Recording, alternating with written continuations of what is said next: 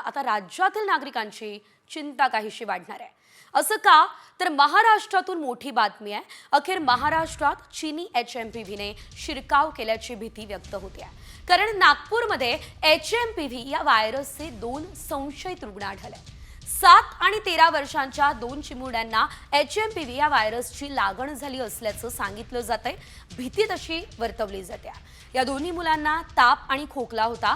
या दोघांना सुरुवातीला H1N1 म्हणजे फ्लूची लागण झाल्याचा संशय होता, मात्र त्यांची पुन्हा तपासणी करण्यात आली तेव्हा खासगी लॅबमध्ये 3 जानेवारीला त्यांना HMPVची लागण झाल्याचा रिपोर्ट पॉझिटिव्ह आलेला आहे। एकंदरीत जर आपण बघितलं तर आता या दोनही जणांना HMPVची लागण झाली असल्याचं अद्याप स्पष्ट झालेलं नाहीये, मात्र हे दोनही संशयित रुग्ण आहेत। थेट जाऊयात नागपूरमध्ये।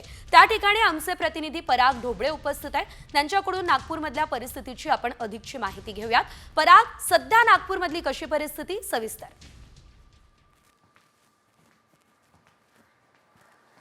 सध्याची परिस्थिती पाहता नागपूरमध्ये यापूर्वी कुठलाही रुग्ण मिळाला नसल्यामुळे कुठलाही अलर्ट दिला नव्हता आणि ज्या पद्धतीने काल मुख्यमंत्र्यांनी सांगितलं होतं की यापूर्वी सुद्धा अशा पद्धतीचा व्हायरस आला, त्यामुळे घाबरण्याचं कारण नाही, मात्र ज्या काही उपाययोजना आहेत त्या केल्या जातील असं काल सुद्धा मुख्यमंत्री जे आहे देवेंद्र फडणवीस यांनी सांगितलं होतं।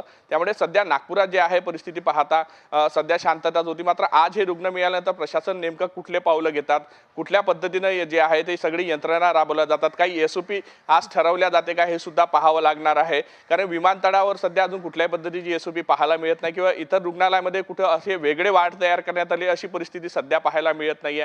त्यामुळे सध्याच्या परिस्थितीत आता हे जे रिपोर्ट्स आलेले आहेत 2 त्यांचे खासगी लॅबमधून जे आहे ते रिपोर्ट्स आले ते HMPV पॉझिटिव्ह आहे। त्यामुळे सरकारी यंत्रणा आता ही स्वतः तपासणी करेल, जिनोम सिक्वेन्सिंग करेल आणि त्याचे रिपोर्ट पॉझिटिव्ह येईपर्यंत किंवा ते कशा पद्धतीने किती वेळात येते हे पाहावं लागणार आहे। त्याचबरोबर प्रशासकीय यंत्रणा आज कुठल्या पद्धतीचे निर्णय घेतात, कारण की काहीही म्हटलं तरी जरी खासगी लॅबमधून तपासल्या गेले असले तरी ते पॉझिटिव्ह रिपोर्ट्स आले, त्यामुळे सरकार नक्कीच याला गांभीर्याने घेईल, प्रशासन गांभीर्याने घेईल आणि उपाययोजना जे आहे ते आज काय करते याकडे दिवसभरामध्ये या घडामोडीकडे लक्ष लागलं असणार आहे। निश्चितच पराग, उपाययोजनांकडे लक्ष असेल, गाईडलाईन्स जारी होतात का हेही बघावं लागणार आहे। धन्यवाद दिलेल्या सर्व सविस्तर अपडेट्ससाठी।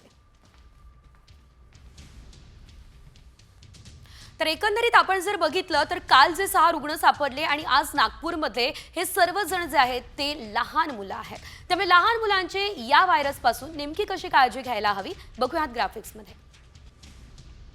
HMPV या विषाणूची सर्वात जास्त केसेस 5 वर्षांपेक्षा लहान मुलांमध्ये सर्वात जास्त आहेत।